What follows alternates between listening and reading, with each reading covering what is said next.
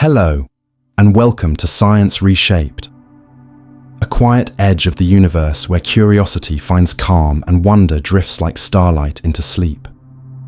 Tonight, we'll trace one of the most elusive riddles in all of physics, the speed of light, what it really means to reach it, why nothing can surpass it, and what would happen if anything ever did. Because the moment something crosses that boundary, it wouldn't just move through space, it would step into the current of time itself. Before we begin, take a deep breath. If these explorations bring you peace or spark your imagination, consider subscribing to Science Reshaped. And if you'd like, share in the comments where you're listening from and what hour it is for you. It's a quiet joy to see this constellation of minds scattered across the planet, each glowing in its own small corner of time. Now, let your lights dim. Let the hum of your room or the rhythm of your breathing become the background sound. If your thoughts begin to wander, let them. That's part of the experiment too. We'll be right here, unfolding the story of light, time, and everything that connects them. Imagine a room in complete darkness. Not just dark, but absolute. A silence so deep, it feels thick and physical. Then, from somewhere unseen, a flicker, a single spark, a thin streak from a far-off flashlight. That one soft arrival changes everything. The room stops being empty. It becomes defined. Shapes emerge, shadows stretch. Color breathes into what once seemed void. But what is light, really? That question has haunted thinkers for centuries. Philosophers and scientists argued endlessly. Was light made of tiny particles, or was it a ripple moving through some invisible medium? In the end, it turned out to be both, a paradox that the universe seems perfectly content with.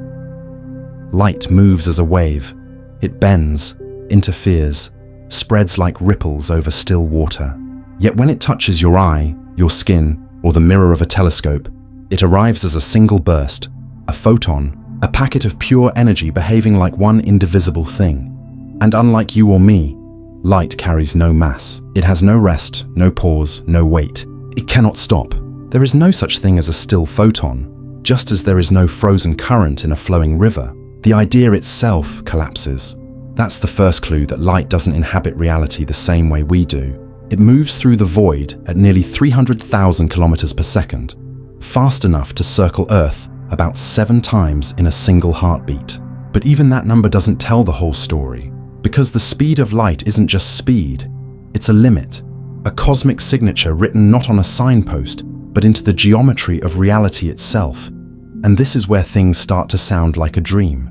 No matter where you are, standing still, racing forward, drifting through space, you'll always measure light traveling at that exact same pace. Never faster, never slower, perfectly constant.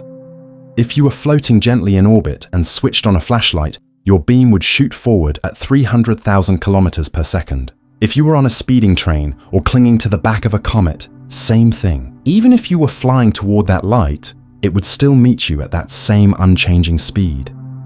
It's not you adjusting to the light. It's the universe bending itself to make that number stay true. That constancy makes light more than illumination. It becomes a universal reference, the heartbeat of the cosmos. Everything else, time, distance, even the idea of now, bends around it. So, before we go deeper into the corridors of relativity, just stay here for a moment, with the light itself. Close your eyes, unless you're driving. Picture a beam leaving the surface of the sun, racing toward Earth. It takes about 8 minutes to reach us. That's what our clocks say. But if we could imagine the journey from the photon's point of view, those 8 minutes would vanish. Because for light, time doesn't flow forward at all. From its birth at the sun to the instant it warms your face, not a single moment passes. The beginning and the ending coexist, one eternal instant. To us, light travels. But for the light itself, there is no travel, no duration, only existence. It is created and it arrives in the same breath. The road and the destination are the same. It's a little like memory, how a smell or song can instantly pull you across years without any sense of motion. A kind of inner speed of light that connects moments without time in between.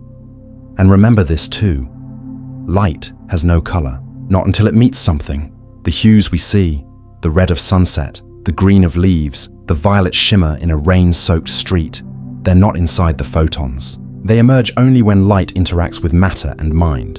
In the vacuum of space, photons have no shade, no sound, just pure presence, waiting for a canvas. Every painting, every dawn, every ocean sparkle is born from light slowing down, scattering, being interpreted. Light isn't what we see, it's how we see. It's the language the universe speaks to us in, quietly, endlessly, always moving forward, even if it never feels a second of the trip. Stay with the beam a little longer. Light isn't simply what brightens a room. It's the thread that outlines reality itself. It moves with precision, indifferent to who observes it or how fast that observer travels. Unlike anything else we know, it refuses to play favorites. The same pace, the same rhythm, for everyone, everywhere. Think of it as the metronome of existence. Every atom, every orbit, every heartbeat keeps time to its measure. Without light's constancy, there would be no shared structure, no agreement on what came before or what follows after. Now, picture the moment a photon leaves the surface of the sun. To us, its journey takes 8 long minutes, but from light's own perspective, if such a perspective could exist, those 8 minutes never happen. Between departure and arrival, there is no in-between. The trip is instantaneous, the beginning and the ending one indivisible moment. That is the strangeness of light. It doesn't experience motion the way we do. It is motion. It doesn't age, it doesn't rest, and it never waits. For light, there is no before or after. There is only now. This isn't a poetic exaggeration. It's what physics tells us. Time, as we experience it, stops entirely at the speed of light. And so, to a photon, there is no journey, only presence. That single realization reshaped how we understand everything.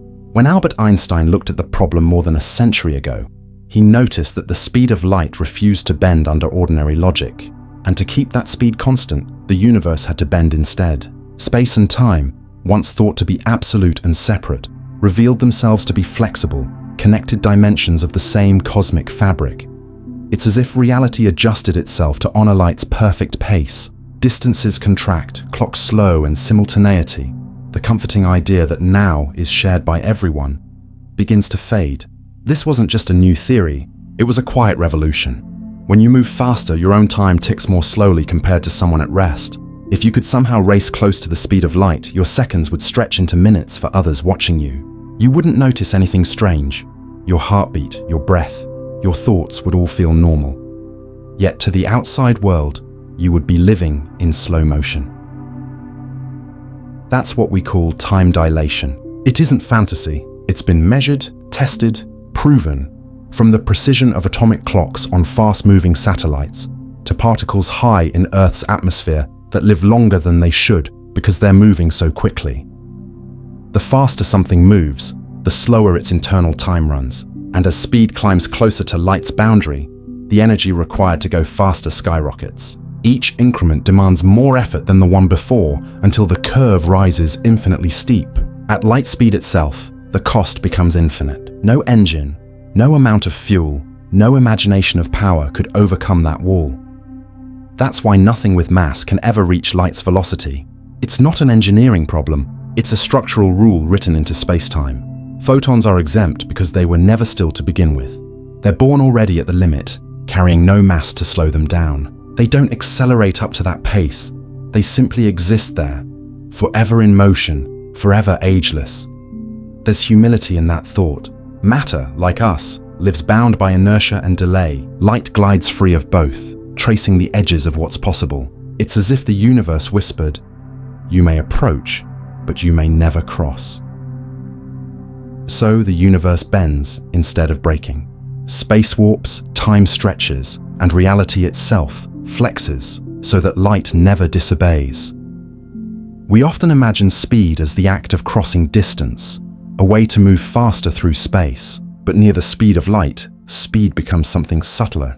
It's a way to move through perception, through time. Different observers racing past one another won't agree on what happened first. Their timelines twist, their nows no longer align. This is the strange, beautiful truth Einstein uncovered, that reality's order depends on motion.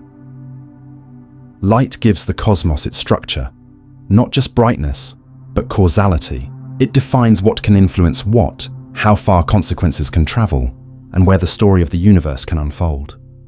If you were to shine a flashlight in the dark, the expanding glow would mark the furthest edge of what your small action could ever touch. Beyond that sphere, your influence ceases. Inside, perhaps a leaf warms, a moth turns, a wall glows softly. Outside, silence, always silence. Even the stars obey this same rule. Their light tells us, this is how far I've come, and no farther. Some stars we see tonight may have died long ago, their last photons still on their way to us. The universe reveals itself layer by layer, never all at once, bound by light's patient tempo, and that's the quiet wonder of it. The cosmos doesn't rush its messages. It unfolds at the only pace it knows, 299,792,458 meters per second, the heartbeat that keeps everything in order. Imagine standing beneath a night sky so clear it almost hums. Each star you see is a messenger, its light having traveled for thousands, sometimes millions, of years just to touch your eyes. What you witness is not the star as it is now, but as it once was. You're gazing into the past, reading the oldest letters in the universe. That's what light does. It carries history, perfectly intact, yet forever delayed. And it's this delay, this strange loyalty to its constant speed, that forced Einstein to rethink everything we thought we knew. Before him, Newton had given us a universe that was firm, predictable, and absolute. Space and time were static, two separate arenas where the story of matter played out. Einstein shattered that illusion. He showed that time and space are not silent backdrops. They stretch and twist. They bend in the presence of mass and energy. They are alive. Gravity, he realized, isn't a mysterious pull between objects. It's geometry. It's the shape that matter carves into space-time itself. To picture it, imagine laying out a smooth sheet of fabric. Now place a heavy sphere in the center. The fabric dips. That curve is gravity. If you roll a smaller ball nearby, it doesn't move in a straight line. It spirals inward, following the bend created by the larger mass, not because it's being pulled, but because space itself tells it how to move. This is the beauty of Einstein's vision. Matter tells space how to curve, and space tells matter how to move. Even light, that pure, massless traveler, isn't immune to these curves. When a beam of starlight passes near a massive object, like a planet or a black hole, its path bends. It doesn't slow down. It simply follows the contour that gravity has drawn into the universe. This bending of light, called gravitational lensing, turns space into a vast cosmic mirror. It allows us to see galaxies hidden behind others, their light stretched and arced into ghostly rings. Every one of those curved rays is a thread, tracing the invisible architecture of space-time. Einstein predicted this long before we could prove it. In 1919, during a total solar eclipse, astronomers observed the stars near the Sun appearing slightly displaced, bent by the Sun's gravity, exactly as Einstein said they would be. That moment didn't just confirm his theory, it rewrote humanity's understanding of reality. From then on, the universe was no longer flat or rigid. It was dynamic, curved, responsive, a living fabric woven from both space and time. Even your sense of weight is part of this geometry. You feel pressed into your chair, not because Earth pulls you downward, but because the ground stops you from continuing along the curve of space-time that gravity has drawn beneath your feet. You're not being pulled down. You're being gently redirected.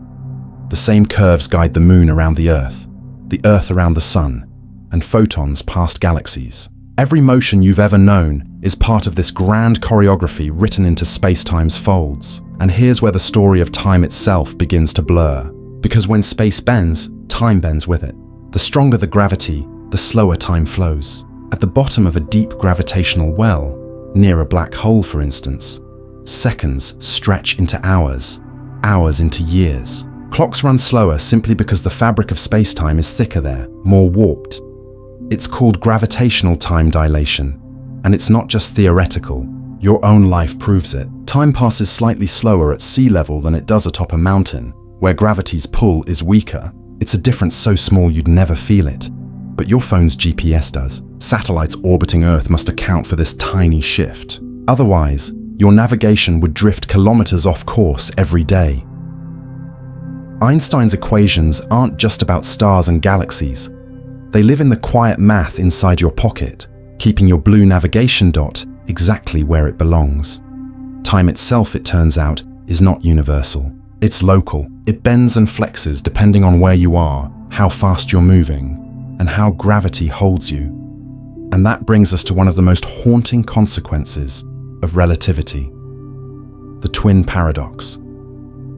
Two twins, born moments apart, share identical beginnings. One stays on Earth. The other boards a spacecraft capable of near light speed. She travels far and then returns. For her, the trip might feel like a few years, but for her twin back home, decades have passed. When they finally reunite, one is older. The clocks were faithful, no tricks, no illusions, just the physics of motion and gravity unfolding exactly as Einstein described. Time had quite literally passed differently for each of them. It's not fantasy. We've seen it happen with high-speed particles in labs, unstable ones that decay slowly when accelerated close to light speed, as if time itself gives them a longer breath. That's the quiet, humbling truth. The universe allows no single shared clock. Every moment is personal, shaped by where you stand and how you move. Even now, as you listen, your time flows slightly differently from mine.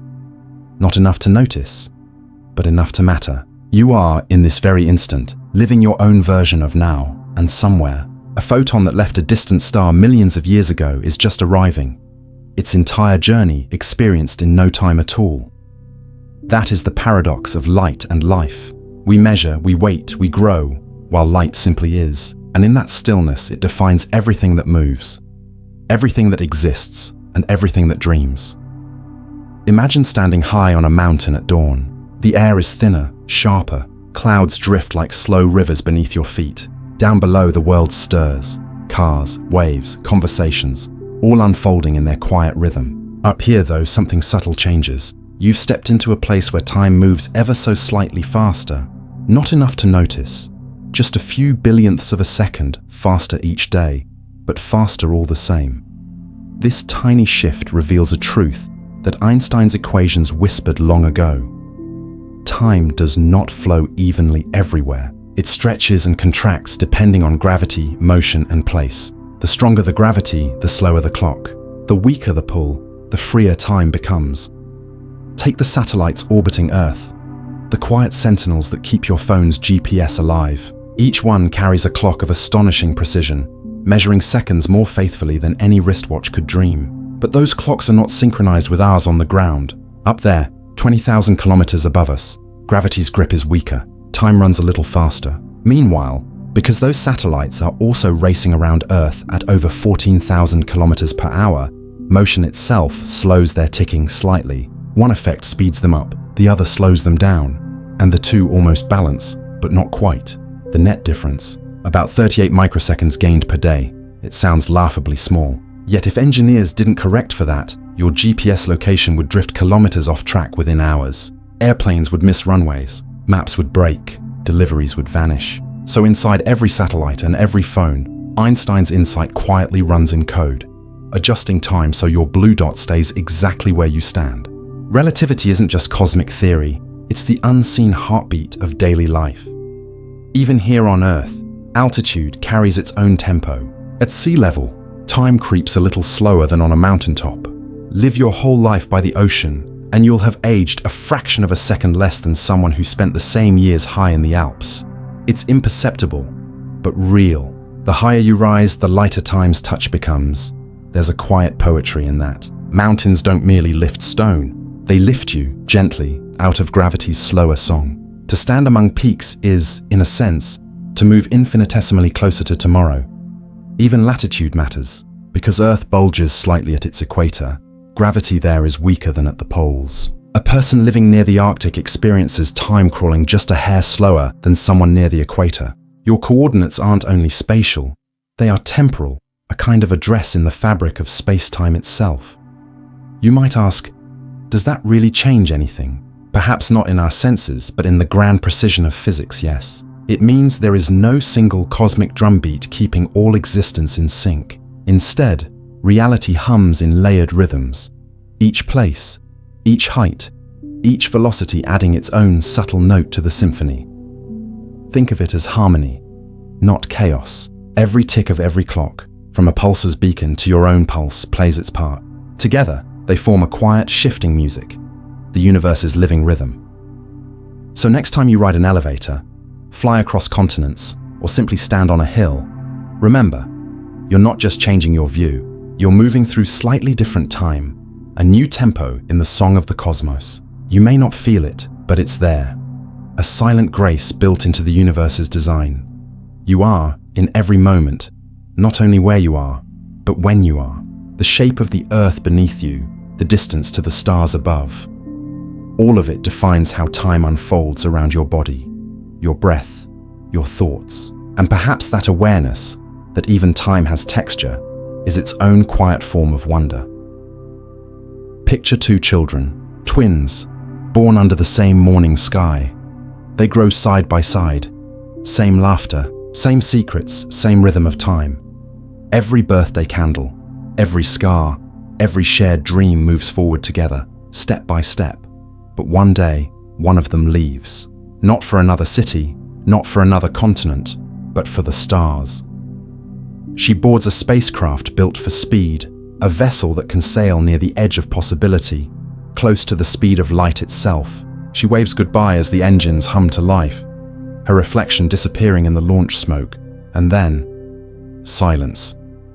From her perspective, the journey feels ordinary. She eats, sleeps, reads, and writes letters to send home. Her clock ticks normally, her heartbeat steady. Time for her moves as it always has. But back on Earth, her twin ages differently. Seasons pass, decades unfold, cities change. The face that once mirrored hers now carries lines of years she never felt. When the traveler finally returns, the one who stayed is old. Grey hair, slower steps, a voice softened by time. The one who left, barely aged. The reunion is impossible to describe. Two people born together, now separated not by distance, but by time itself. This isn't fantasy or a trick of perspective. It's the real consequence of moving close to light speed. It's the universe showing, without drama or poetry, that time is not absolute. It's elastic, personal, dependent on your path through space-time. The effect is called time dilation, and we've measured it, not just in thought experiments, but in laboratories. Tiny particles called muons, born high in the atmosphere, should vanish long before reaching the ground. Yet they do, because for them, racing near light speed, time slows. Their brief lives stretch just enough for their journey to complete. The same happens to astronauts aboard the International Space Station. Their orbits are quick, their clocks slightly slower. When they return, they are younger, only by milliseconds, but younger nonetheless. This is the twin paradox made real. Two identical lives, two clocks, two journeys, diverging not by fate, but by velocity. And yet, there's something profoundly human hiding in this equation. We live our own small versions of the paradox every day. A minute in grief stretches like an hour. A day of joy vanishes in a blink. Time feels different depending on how deeply we move through it. Through emotion, through experience. Einstein gave us the math, but life gives us the proof. The universe doesn't have one single, shared now. Every being carries their own timeline, slightly tilted, slightly stretched, forever personal. Your present is yours alone, shaped by your motion, your gravity, your story.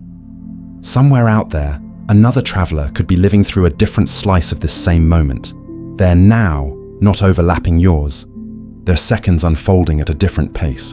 And yet, when they look at the same stars, when they breathe beneath the same cosmic ceiling, their existence still aligns with yours in the grand pattern of space-time. That's the quiet miracle of relativity. It separates us in time, but connects us in meaning. Each of us, in our own way, is moving through a private rhythm of time. And though our clocks may disagree, our wonder remains perfectly in sync. So, when you look up at the night sky tonight, remember this. Some of the starlight reaching your eyes left its source before human history began. For the light, that journey took no time at all. But for you, it is the story of the universe, still arriving. Now imagine chasing light. Engines roaring, you push through the vacuum faster and faster. Stars blur into ribbons. The blackness itself begins to shimmer. Every pulse of energy you release brings you closer to that sacred frontier. 299,192, 458 meters per second. but no closer to catching the beam ahead of you. Light never slows, never waits. No matter how much you burn, it remains just beyond reach, like a horizon that retreats as you approach. Not because the universe is cruel, but because this boundary is not made of distance. It's made of logic. The faster you move, the heavier you become. Not in size, but in resistance. Each fraction closer to light speed demands more and more energy until the curve grows impossibly steep. At the limit itself, the cost becomes infinite. No fuel, no engine, no willpower could cross it. The universe simply doesn't allow it, because beyond that wall, order begins to break. Light speed isn't just fast, it's foundational. It's the framework holding everything in sequence. Cause before effect, question before answer. Go beyond it, and you risk turning time inside out. Physicists once imagined what such a reality might look like. They gave it a name, the tachyon, a hypothetical particle that never slows below light speed, always moving faster, always ahead of the present. But mathematics painted something eerie. For a tachyon, time itself would appear reversed. It could arrive before it was emitted. It could cause an effect before the cause even existed. Think about that for a moment. A spark that appears before the match is struck. An echo that arrives before the sound. A whisper from a future that hasn't yet happened. If such things existed, causality, the chain of reason and consequence, would unravel. Stories would collapse under their own contradictions. You could send a message to yourself before you'd written it, warn someone not to do something before they ever thought to act. The logic of reality would fold in on itself, and so, the universe protects itself, not with walls of steel, but with symmetry. The speed of light is its safeguard, the final rule in an otherwise flexible cosmos. It ensures that what happens stays in order, that the universe remembers what came first. That's why no particle, no ship, no signal has ever outrun light. It's not about technological limitation, it's about keeping meaning intact. Beyond that boundary, the concept of before and after would dissolve. Events could swap places, the story itself could loop into paradox. And without causality, nothing, not thought, not memory, not existence, could hold together. Light, in that sense, is not simply a speed. It's a guardian, the thread that keeps the universe from contradicting itself. It's the tempo of reality, the unbreakable rhythm to which every event must dance. So when you look at a distant star and think, that light left millions of years ago, remember, for the photon, the trip was timeless. It crossed the abyss without aging, arriving exactly as it began. No delay, no journey, only presence, faster than light. It's a dream physics will never permit, not because it's impossible, but because some dreams would erase the page they're written on. Light travels forward so that time can too. It holds the script steady while the universe tells its story. One moment after another, perfectly in order, perfectly complete. Imagine holding a sheet of paper. You draw two dots, one at the top, one at the bottom. If you trace a line between them, that line represents distance, effort, time. Now fold the page until the two dots touch. Suddenly the journey vanishes. You've created a shortcut, not across the surface, but through it. That, in essence, is a wormhole, a bridge not through ordinary space, but through the deeper structure of spacetime itself. Physicists sometimes call it an Einstein-Rosen bridge, after the two scientists who first discovered it, hiding in the equations of general relativity. Einstein didn't invent wormholes. They emerged naturally from his mathematics, as though the universe itself hinted at backdoors connecting faraway corners of reality. In theory, a wormhole could link two regions of the cosmos, or even two entirely different universes. But here's the catch. These bridges, if they exist, don't stay open for long. They collapse almost instantly, snapping shut before anything could cross. It's as if the universe draws them in imagination, but erases them in practice. Scientists wondered, could something hold one open? Some form of exotic matter perhaps, with negative energy, not pulling things inward like gravity, but pushing outward, stretching space-time rather than squeezing it.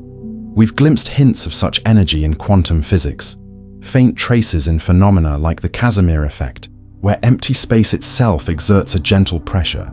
But the amount needed to stabilize a wormhole would be enormous, far beyond anything we can produce or measure.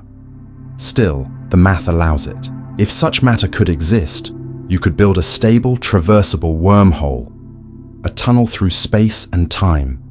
Here's where things turn strange. Move one mouth of that wormhole, say, carry it on a spaceship and fly it at near light speed, and relativity takes over. Time slows for the moving mouth while the other stays anchored in its own frame. When you bring them back together, they're no longer synchronized. They're connected not just through distance, but through time itself. Step through one end, and you could emerge not only somewhere else, but somewhere else. You wouldn't break the laws of physics. You'd simply follow them into their deeper corners. Of course, this remains speculation. No wormholes have been observed. No exotic matter has been bottled in a lab. For now, they live in equations. Beautiful, consistent, and endlessly curious. But even if we never build one, wormholes remind us of something profound. Space and time are not rigid. They are flexible, layered, full of secret passages that may exist only in mathematics, yet still whisper of possibility. Maybe one day, in some quiet corner of the cosmos, a wormhole opens, silent, invisible, connecting two distant horizons of existence. Maybe it stays open long enough for a single photon to pass through, a spark crossing billions of light years in an instant, stitching the universe together. Or maybe the true wormhole is imagination itself, the ability to fold vast distances into a single thought, to connect the unreachable with wonder alone. So as you rest tonight beneath the slow drift of starlight, imagine this. The universe may be far stranger than distance allows us to believe. Perhaps the next great journey isn't across space, but through the fabric of time itself. We often think of time as a straight road, a line stretching endlessly forward, past behind us, future ahead, the present, a small window that keeps sliding forward, moment by moment. But what if that line could bend? What if it curved gently until its ends touched, not forward forever, but looping back upon itself? That's not fantasy. Physics allows such paths, known as closed time-like curves, real mathematical solutions to Einstein's equations, where time and space fold into a perfect circle. An object traveling along such a curve could return to its own past, not through a jump or portal, but through continuous motion, step by step, moment by moment, until yesterday appears before you once again. It sounds impossible, but the math doesn't forbid it. And within that possibility hides one of the strangest puzzles in all of science. Imagine you step into that loop carrying something small, say, a pocket watch passed down from your grandfather. You travel through the curve, back into the past, and meet your younger self. You hand the watch over, and the younger version of you keeps it safe, grows older, and one day repeats the journey, giving the same watch to their younger self again. Now pause. Where did the watch come from? It wasn't built. It wasn't bought. It has no beginning, no origin. It simply exists, sustained forever in the loop, passed from future to past and back again, without ever being made. That's called a bootstrap paradox. Something that exists purely because the timeline loops to preserve itself. It's not contradiction in the traditional sense. It's self-consistency. The universe doesn't break its own logic. It simply refuses to give you an origin story. To explain this, physicist Igor Novikov proposed the self-consistency principle. It states that if time loops are possible, then only events that maintain consistency with their own history can occur. You can travel into the past, but you can't change it. Whatever you do must already be part of what happened. So if you go back, you can't destroy the time machine that brought you there, because then you'd never arrive. You can't prevent your journey, because your presence there is already woven into the fabric of that timeline. It's like being in a story you can't rewrite, only perform exactly as it was meant to unfold. These loops may sound paradoxical, but in their own way, they're beautifully complete. They don't break cause and effect, they merge them. Past and future become one continuous circuit. Think of a symphony where the final note flows seamlessly back into the first. Infinite, unbroken, self-sustaining. And maybe, in a subtle way, we already live among such loops. Traditions passed through generations, words repeated across centuries, melodies sung by voices long gone, knowledge without clear origin, circling endlessly through memory and meaning. A story told by one age becomes the seed for the next, looping quietly through time's invisible spiral. Perhaps in the end, the universe doesn't mind circles. Perhaps it even prefers them, because not everything has to begin at the beginning. Some things, like love, like music, like time itself, simply are, moving in endless return. So tonight, as you drift into sleep, think of all the stories that feel like they've always existed. A lullaby you can't remember learning, a phrase you've always known. Maybe they're echoes from a loop your mind can still feel, a reminder that in the deepest structure of reality, beginnings and endings may be the same place. Seen from different sides of time, we've traveled through light, time, and the edges of possibility. But there's one final question the universe still whispers. If time can bend, loop or fold back on itself, why don't we see the evidence? Why haven't travelers from the future appeared? Why do timelines stay intact? In the early 1990s, physicist Stephen Hawking offered an answer. Half humorous, half profound. He called it the chronology protection conjecture, the idea that the universe protects its own history, not out of fear or intention, but through the quiet resilience built into the laws of physics themselves.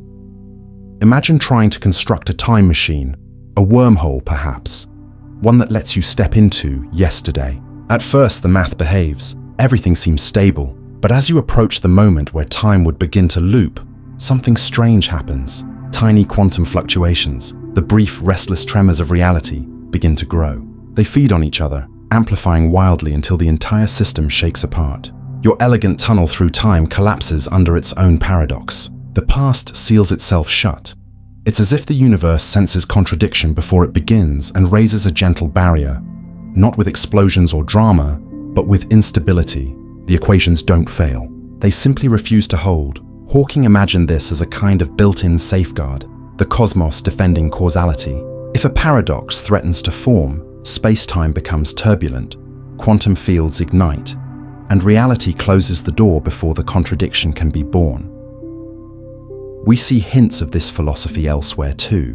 Black holes hide their singularities behind event horizons, boundaries where information can enter but never escape. Physicists call this idea cosmic censorship, nature's tendency to conceal its most chaotic secrets behind a curtain. Perhaps time itself has similar curtains, invisible event horizons that keep its story coherent. Think of time as a mirror. As long as the glass remains smooth, the reflection is clear. But if you try to bend or twist it too far, the image breaks apart. Not because reflection is impossible, but because the mirror won't allow nonsense to form. So maybe Hawking was right. Maybe every attempt to rewrite time triggers the universe's immune system. A surge of quantum noise that restores order before causality can fracture. Maybe paradoxes aren't forbidden by law. They're simply erased by design, and there's beauty in that restraint. The universe isn't harsh in its protection. It's elegant. It lets you imagine the impossible, approach its limits, even glimpse the outlines of forbidden horizons. But when you reach for them, reality softens the edges and guides you back toward coherence. Because in the end, time's strength lies not in rigidity, but in rhythm. It flows forward, steady and deliberate, carrying everything, stars, memories, and dreams, in sequence. If that order were lost, existence itself would lose meaning. So the universe guards it gently, ensuring that when you take a step, it is always forward. As you close your eyes tonight, remember, the starlight falling on your face has traveled across billions of years without ever disobeying that flow. It never rushed, never reversed, never skipped ahead. It arrived exactly when it was meant to, and so do you. We've spent centuries trying to understand light, chasing it through prisms, mirrors, and equations. We've built telescopes that touch the edge of time and machines that can split atoms into raw energy. Yet after all of it, light remains what it has always been. The quiet messenger between existence and awareness. It's not just a wave or a particle or an equation carved into textbooks. It's a lesson, the universe teaching us how reality holds itself together.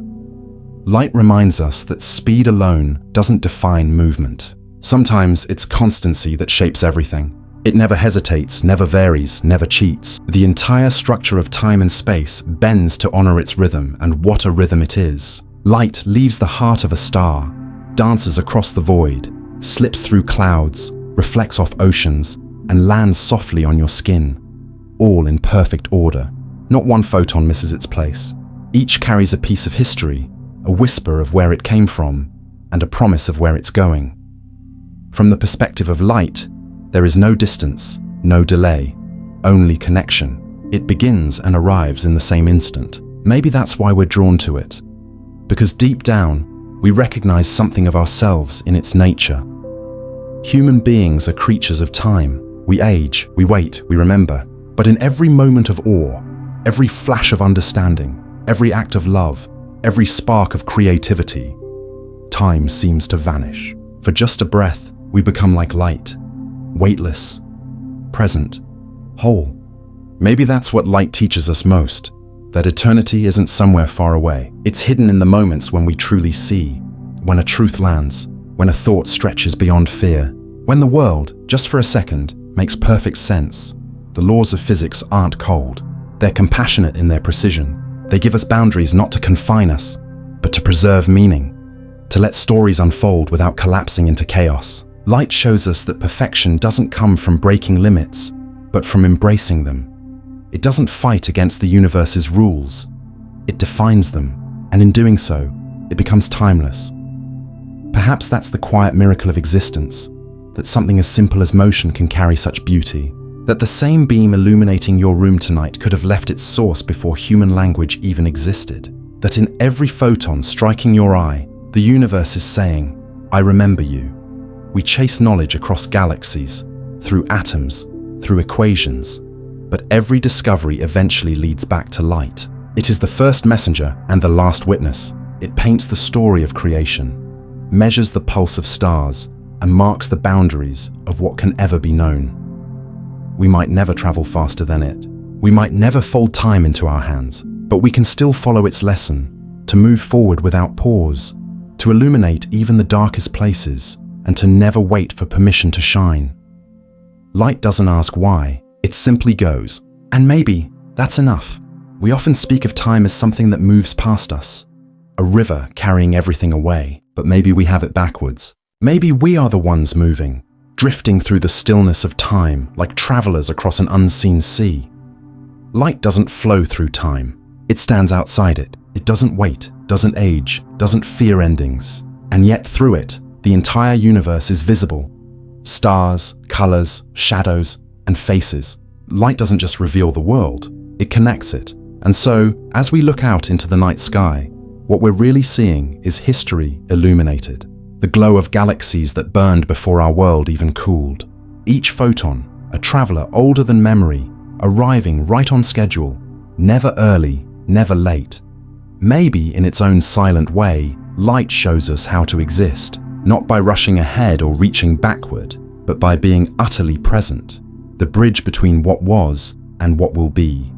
We spend our lives chasing moments, waiting for someday, regretting yesterday, fearing how quickly everything moves. But for light, there is no chase, no regret, no rush, only now. And if there's something sacred hidden in science, it might be that truth.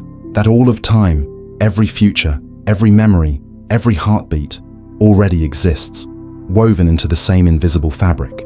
And light moves through it effortlessly, illuminating one frame at a time. Perhaps that's why the universe feels so calm in the night. Not because it's silent, but because it's complete. Everything that will ever happen is already written into its geometry. And we, the brief observers, are the way it experiences itself, eyes through which it learns to wonder. So when you look up, remember, the stars aren't above you. They're behind you in time, shining from a distance that isn't measured in miles but in memories. Each one is proof that existence endures, that even across billions of years, something as fragile as light can find its way home. You are part of that journey, made of atoms forged in those very stars, held together by the same forces that shape galaxies, bound by the same rules that light itself obeys. You are, quite literally, the universe becoming aware of its own glow. So breathe. Let the night be still, and as you listen to the quiet hum of existence, know this: you are already traveling at light's edge, not through space, but through meaning. You carry starlight in your veins, memory in your bones, and time unfolding softly inside your mind. And maybe, just maybe, that's what forever feels like. Because in the end, light never waits. It never looks back. It simply continues, radiant, constant, and free. And in its reflection, so do we.